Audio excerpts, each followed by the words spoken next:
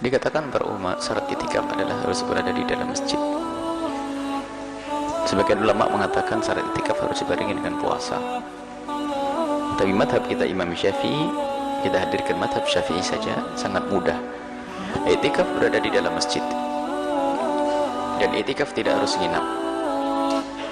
Itikaf tidak harus dibarengi dengan puasa. Kapan kita masuk masjid niat itikaf, kita mendapatkan pahala. Menurut madhab Imam Syafi'i, itikaf cukup biarpun kita hanya sebentar. Sebentar, duduk sesaat kita niat itikaf sudah mendapatkan pahala. Tapi madhab lain tidak seperti itu. Madhab Imam Ahmad, Imam Malik dan seterusnya, mereka punya syarat. Ada yang mengatakan harus sehari semalam dan harus dibarengi dengan yang namanya puasa. Jadi itikaf dalam madhab kita Imam Syafi'i selagi tidak nadar,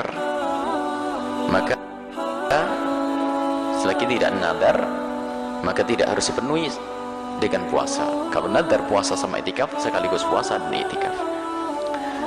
Itikaf tempatnya di masjid. Masjid adalah bangunan dan tanah yang memang diwakafkan untuk sholat, dan tidak ada namanya masjid kecuali memang sudah diwakafkan. Kalau ada masjid yang tanahnya belum diwakafkan, namanya masjid main-main.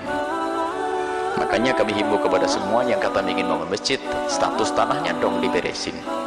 Ini tanah apa? Kalaupun tanah negara harus minta, memang dikhususkan untuk yang namanya untuk masjid, untuk sholat. Masjid dibangun di rumah pribadi, tanah pribadi. Karena pengurus masjidnya yang bangun masjid tidak hati-hati. Dibangun masjid jadi, setelah jadi sengketa sama yang punya rumah. Yang salah yang bangun tuh. Jadi harus diwakafkan. Dan diwakafkan kemudian digunakan untuk sholat. Dan bangunannya pun waktu dibangun adalah untuk bangunan masjid yang diwakafkan untuk sholat. Maka di sini tempatnya itikaf. Dan tidak harus masjid yang digunakan untuk sholat Jumat, tidak.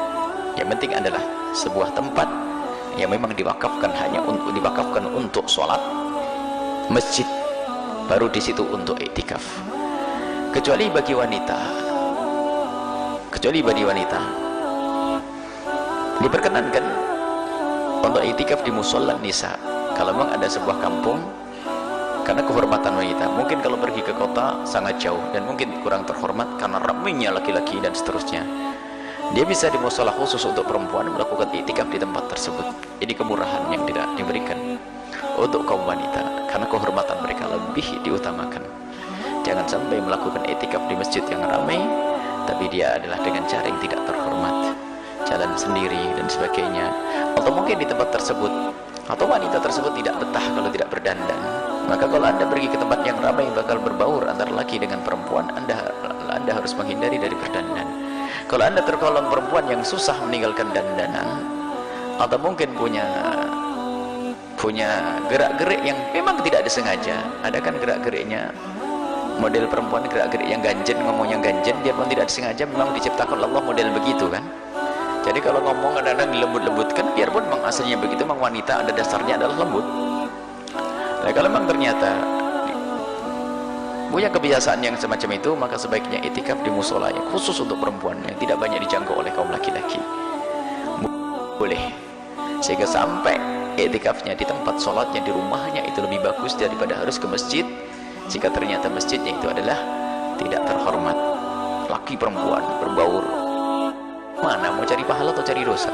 Makanya kami himbau kepada adik-adik putriku semuanya, anak-anakku semuanya, jika memang masjidnya terhormat, kamar mandinya terpisah, wilayahnya juga terpisah, akan tapi pun demikian harus waspada dengan siapa engkau berangkat, terhormat atau tidak. Kalau tidak terhormat, tidak usah.